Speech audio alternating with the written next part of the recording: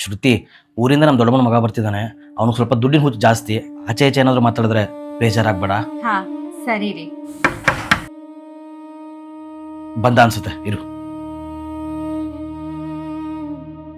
ಏ ವೀರು, ಚೆನ್ನಾಗಿದ್ಯಾನಾ? ಹಾ ಚೆನ್ನಾಗಿದ್ದೀನಿ. ವಿಲನ್ ನ್ಯೂಸ್ ಮಾತಾಡ್ತೀವ, ನೀನ್ ಒಳಗ್ ಕರಿತೀವ. ಏಯ್ ಬಾರ ಒಳಗೆ.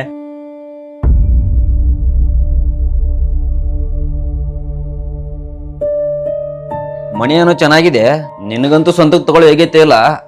ಬಾಡಿಗೆ ಎಷ್ಟಪ್ಪ? ನಿಜ ಕಣೋ, ಒಂದು ಟೈಮಲ್ಲಿ ಸ್ವಂತ ಮನೆ ತಗೊಳ್ಳೋ ಯೋಗ್ಯತೆ ಇರಲಿಲ್ಲ. ಆದರೆ ಇವಾಗ ದೇವ್ರ ದಯೆಯಿಂದ ಸ್ವಂತ ಮನೆ ಕಟ್ಟಿದ್ದೀನಿ. ಎಲ್ಲ ಸೇರಿ ಟೋಟಲ್ ಆಗಿ ಒಂದು 50 ಲಕ್ಷ ಆಗಿದೆ.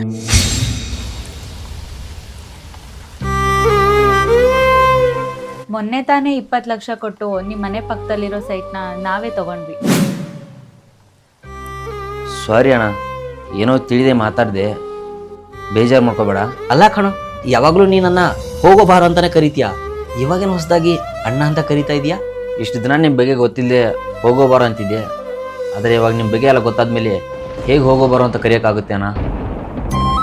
ಅಣ್ಣ, ಮುಂದಿನ ತಿಂಗಳು ನಮ್ಮ ಅಕ್ಕನ ಮದುವೆ ಇದೆ. ನೀವು ಅದಕ್ಕೆ ಅವರು ಮಿಸ್ ಮಾಡದೆ ಬರಬೇಕು. ಬರ್ತೀವಿ, ಆದರೆ ನನ್ನ ಕಾರ್ ಸ್ವಲ್ಪ ರಿಪೇರಿಗಿದೆ. ಇವಾಗ ನಾವಿಬ್ರು ಬರ್ಬೇಕಂದ್ರೆ ಟ್ರೈನಲ್ಲೇ ಬರಬೇಕಾಗುತ್ತೆ. ಅಯ್ಯೋ ಅಣ್ಣ, ನೀವು ಟ್ರೈನಲ್ಲ ಬರೋದಾ? ನಂದೇ ಕಾರ್ ಕಳಿಸ್ತೀನಿ, ನೀವು ಅದಕ್ಕೇನು ಅದರಲ್ಲಿ ಆರಾಮಾಗಿ ಬನ್ನಿ. ಸರಿ, ಬರ್ತೀನಣ್ಣ, ಬರ್ತೀನಿ ಅದಕ್ಕೆ. ನೋಡಿದ್ರಲ್ಲ, ದುಡ್ಡೇ ಪ್ರಪಂಚ ಕಣ್ರಿ. ನಿಮ್ಮ ಹತ್ರ ದುಡ್ಡಿದ್ರೆ ನೀವೇ ಸಾರು, ನೀವೇ ಕಿಂಗು. ಇವಾಗಲಾದರೂ ಅರ್ಥ ಮಾಡಿಕೊಂಡು ದುಡ್ಡು ಮಾಡೋಕ್ಕೆ ಶುರು ಮಾಡಿ. ನಿಮ್ಮನ್ನು ಕೀಳ್ಮಟ್ಟದಲ್ಲಿ ನೋಡಿರೋ ನಿಮ್ಮ ಫ್ರೆಂಡ್ಸ್ಗೆ, ನಿಮ್ಮ ರಿಲೇಟಿವ್ಸ್ಗೆ ನೀವೇನು ಅಂತ ತೋರಿಸಿ.